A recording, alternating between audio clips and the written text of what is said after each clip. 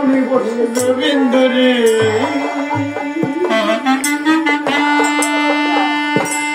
আর আমি সেই মা বাবাকে ছেড়ে চলে যাচ্ছি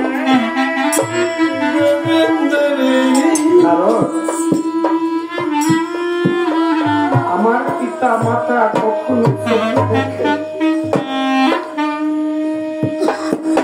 শুধু সন্তানের মুখ থেকে একটি মা ডাক শুনলে সব হৃদয়টা শীতল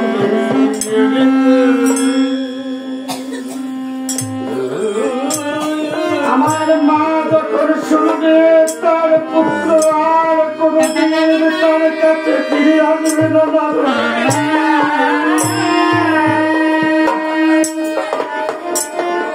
যদি পিতা মাতাকে রেখে আমি চলে যাই ও নারদা মায়ের খান নিবে নার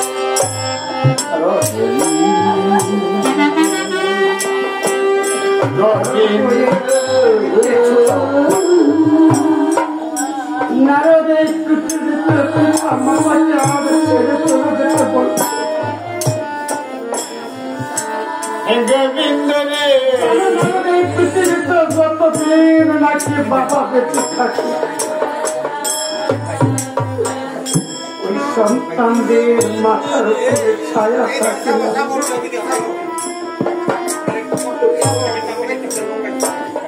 এই পৃথিবীতে যতদিন বাবা বেঁচে থাকে নাকি সন্তানের মাথার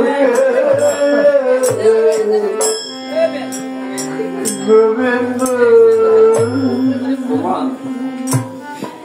কি দোষ ছিল এই হতভাগ্য কন্যা শিশুদের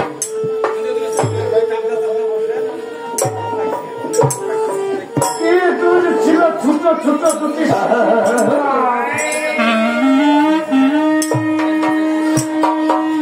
যারা কিনা যে বয়সটাতে বাবার কুলে এসে খেলে বেড়ানোর পর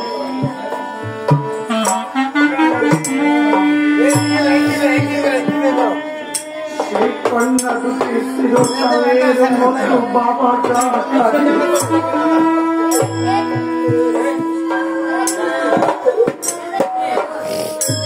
ওই ছোট ছোট দুধের সন্তান চিরকালের মতো বাবাটা হারিয়েছে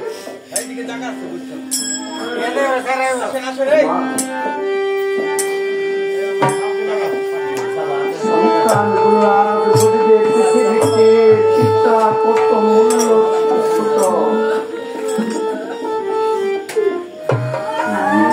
এই পৃথিবীতে সকল আব্বার নাকি পিতার কাছে নিতানো যায়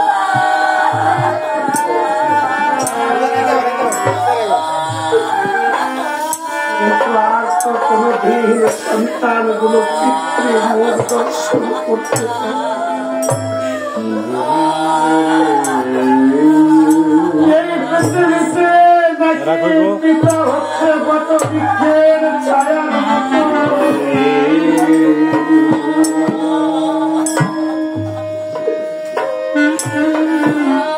সেই বট বৃক্ষের ছায়াটা চলে গেলে বোঝা যায় মা পৃথিবীটা কত করছে ওই পিতা মাতা বৃদ্ধ হয়ে বিছানায় দেখো এই পৃথিবীতে পিতা মাতা বৃদ্ধ হয়ে বিছানায় পড়ে থাকে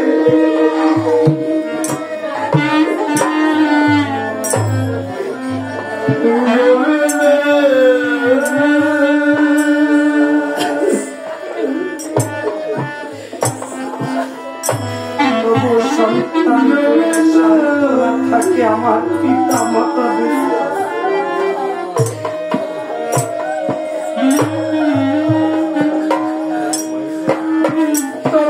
সন্তানদের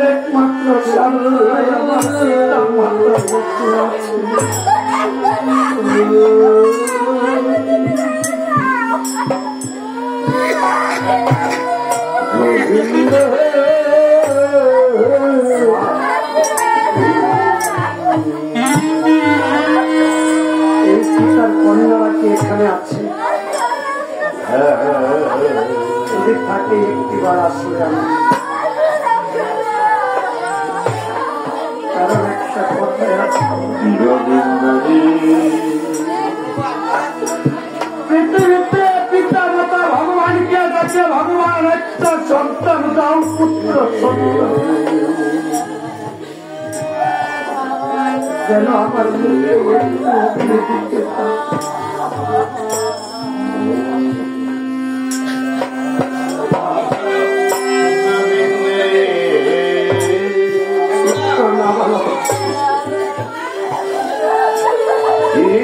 এই বয়সে পিতার হাত ধরে খেলবে ঘুরবে, পিতার কাছে আবদার করবে, বাবা আমার একটা চাই, বাবা আমার একটা চাই।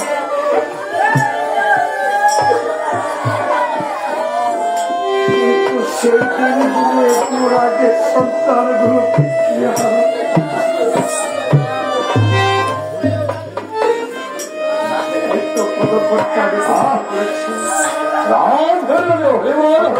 আমার ডেকে ডেকে বলেছে, ওরে আমি দেবে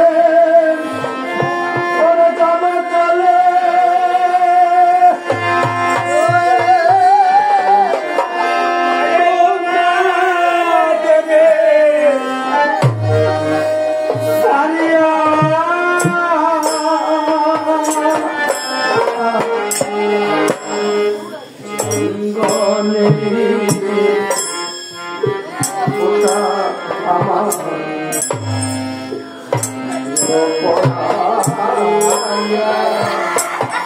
তোমরা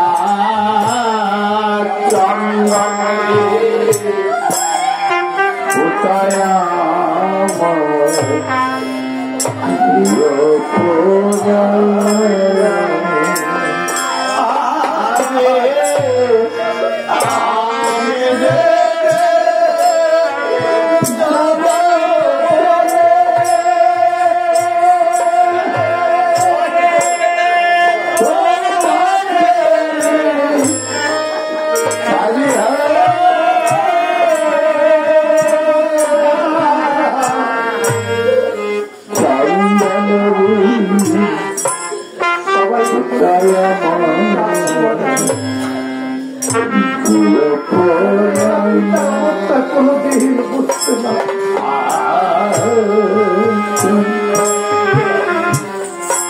টাকা আছে, এদের টাকা বেশি আছে, এদের টাকা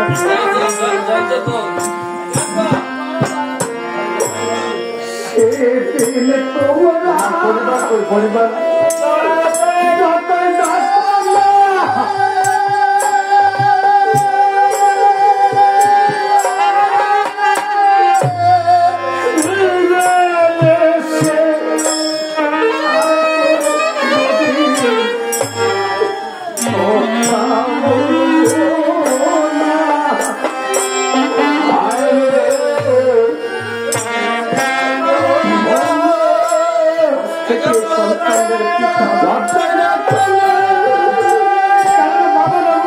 বাবার ভাই হয়,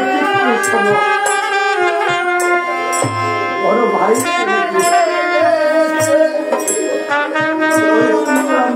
ভাই বধূ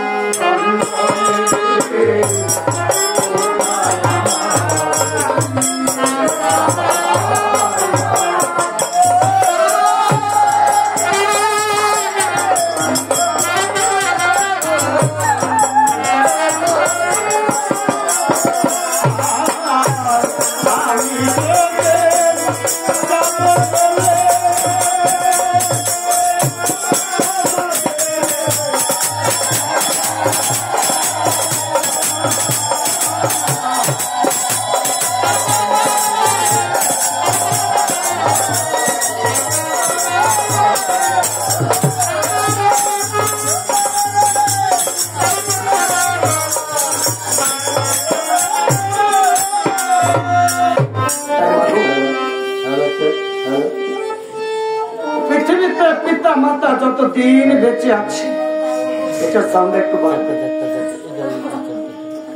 এই পৃথিবীতে পিতা মাতা যতদিন বেঁচে আছে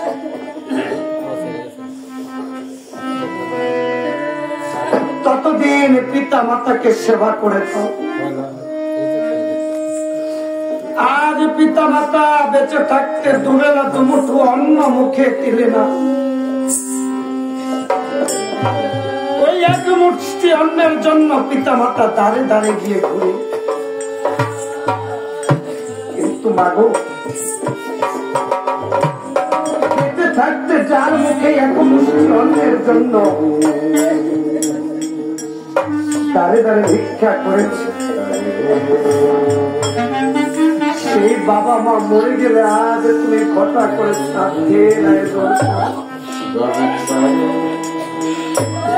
বাড়িতে করে প্যান্ডেল খাতা দুইটের গ্রাম নিমন্ত্রণ করো, কেন তোমার নাম হবে? লোকে বলবি অমুকি তার বাবা মায়ের শ্রাদ্ধ করেছে, কত বড় করে দেখেছি। কিন্তু কথা হলো বাবা বেঁচে থাকতে তো দিলে না, চলে যাওয়ার পরে কথা করে শ্রাদ্ধ করছো।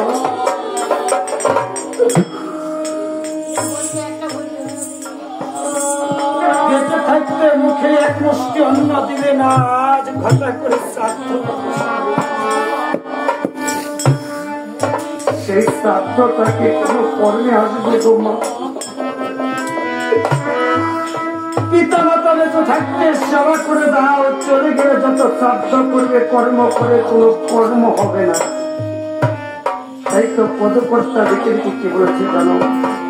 তুমি যতই যাও মন্দিরে মসজিদ, যতই করো গঙ্গা স্নান, মামাকে না বাসলে ভালো হয় না খুশি মামাকে না বাসলে ভালো হয় না খুশি ভগবান।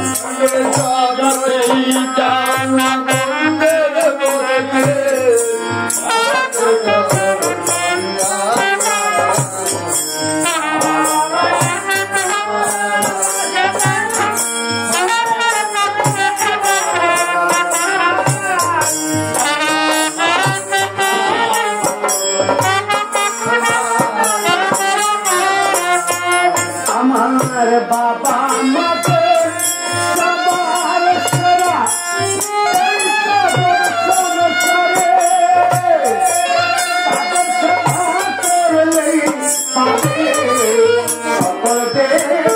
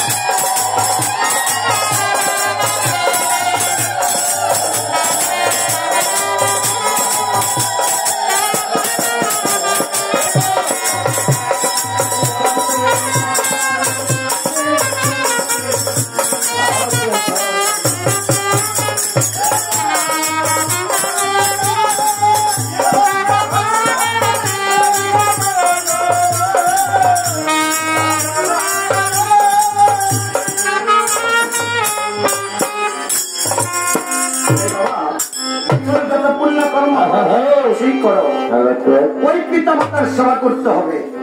যদি পিতা মাতার সেবা না করো কোনো কর্মই তোমার কর্মে।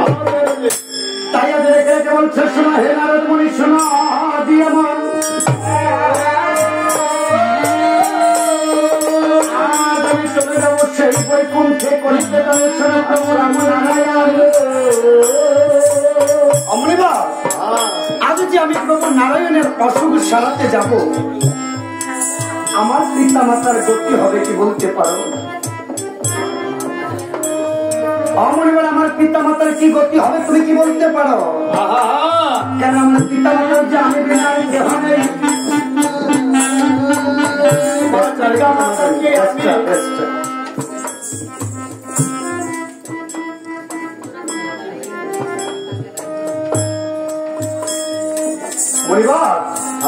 পিতা মাতার যে আমি ছাড়া কেহ নেই।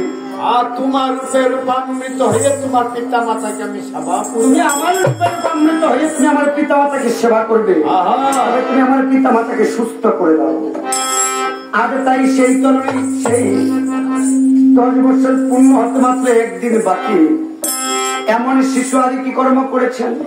তার নামখানা ছিল পুষ্পদন্য। সেই পুষ্পদন্য যখন একটি গাছের আড়ালে দাঁড়িয়েছে আর নারদ মুনি আমার পুত্রের রূপে রূপান্বিত হয়ে পিতা মাতাকে সুস্থ করেছেন। পুষ্পদন্য বলেছেন প্রভু নারায়ণকে শুনাইতে সেই মধুর গুণচিত্র কেমন করে যাচ্ছেন গো। হরে কৃষ্ণ হরে কৃষ্ণ কৃষ্ণ কৃষ্ণ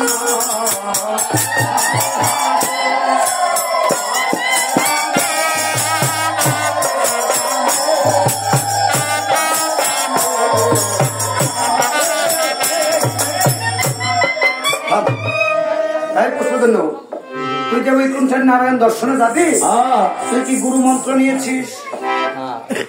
দীক্ষা প্রাপ্ত হয়েছে? আরে না হোক। আরে না হোক মানে কি? কারণ গুরু দীক্ষা ব্যতীত সাধন বদল কখনো করা কি গো বাবা? সাধন বদল কি দীক্ষা ব্যতীত হয়? কখনো হয় না। তাই যদি করিতে হয় নারায়ণ দর্শন গ্রহণ করিতে হবে সেই দীক্ষা নাম। শাস্ত্রে বলা আছে যদি পূর্ণ বয়সকালে কোন সন্তানকে অদীক্ষিত থাকে সেই সন্তানের হাতের জলটুকু হয়ে যায় মূত্র সম আর অন্যটুকু হয়ে যায় বিষ্ঠা সম। প্রকৃত যারা পিতা মাতা হয় সেই পিতা মাতাগণ সন্তানকে যখন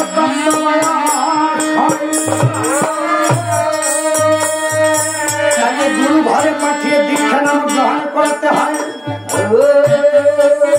আর আমরা কি বই জানেন কোথাও দিয়ে আমরা কই কি গো ওনারা কি দীক্ষা নামটা নেওয়া শুনি? আরে বাবা রে সময় ছিল না তো। আবার যদি জিগায় কপুলার হয় বিয়াটা করালে হমানে নেব না। কদিন ঘরেতে হাজার টেনে নিজেই দীক্ষা নাম নিচ্ছে পুলার দুধ দেয় না গো। তাই শুনো দিয়ে মন সন্তান যখন 10 বছর পূর্ণ হয় 12 বছর অতিক্রান্ত হয় সন্তানকে তখনই গুরু ঘরে পাঠিয়ে দীক্ষা গ্রহণ করতে হয়। কারণ যদি দীক্ষা গ্রহণের পূর্বে তুমি মারা যাও তবে তুমি সন্তানের হাতের জলটুকু পেলে না। আর যদি যে কোনো মানুষ দীক্ষা গ্রহণের পূর্বে মারা যায় তবে তার সদ্গতি হয় না, তার অসদ্গতি হয়। তাই এই পুষ্পদন্য ঘরে গিয়ে দীক্ষা মন্ত্র পেয়েছিস? আরে প্রশ্রয় আমি আমার মা বাবার তো দীক্ষা মন্ত্র নিয়েছ তোমার পিতা মাতার কাছ থেকে, তবে তোমার ভালোই হয়েছে। তাই এবার চলো তুমি সেই বৈকুণ্ঠ ধামে। তাই আবার বলছে সকলে বলো হরে কৃষ্ণ হরে কৃষ্ণ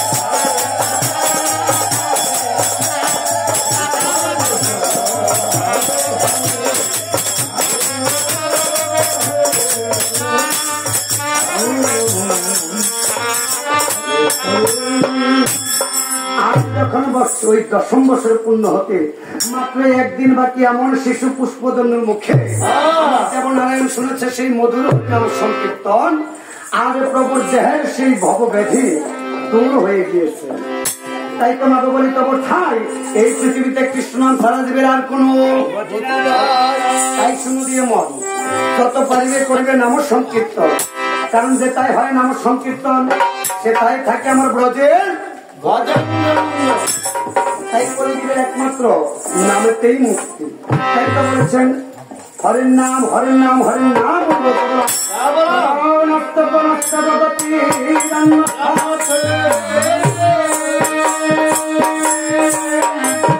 এই পৃথিবীতে একমাত্র হরি নাম।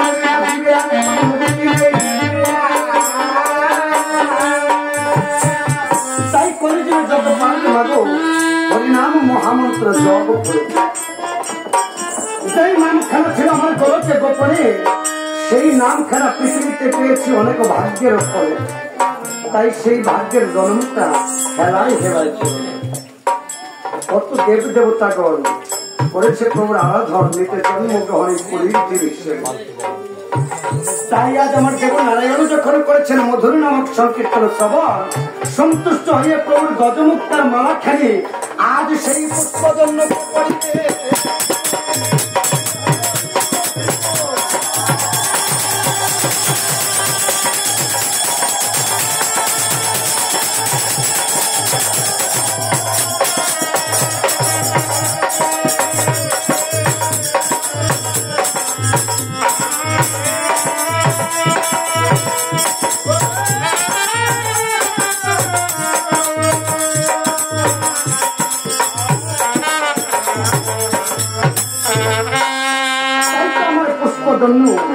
আজ প্রভুকে নাম শ্রবণ করিয়ে গজমুক্তার মালা গলে পড়ে আজ মর্ত ধামে গমন করছেন কেমন করে।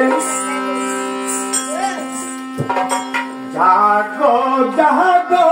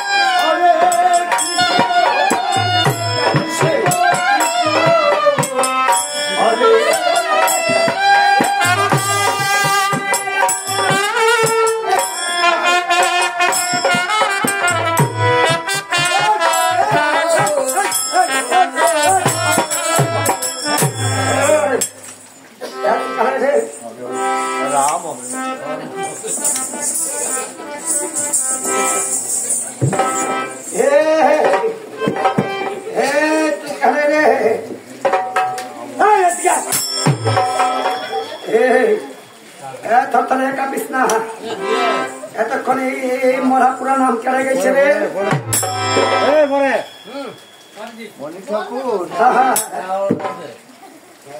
আজ্ঞা করো মুরে, আমি তো নাম এই মরা পুরা নাম এই বাজার চলবে না। এই শুনো, তোমার নাম খানা কি? আমার নাম হয়েছে মনে ঠাকুর পুষ্প। আবার গলায় মালা দে হাজার, অভাল তিলক দে হাজার। এটা কি এর বাজার? এটা সাধু সঙ্গ বসলে বৈষ্ণবের বাজার। বৈষ্ণবের বাজার, বৈষ্ণবের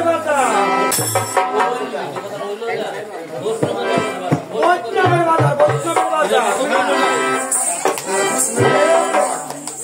বৈষ্ণব সারা জীবন পয়সা খায়, আর কৃষ্ণ কৃষ্ণ পয়সা করলে মানে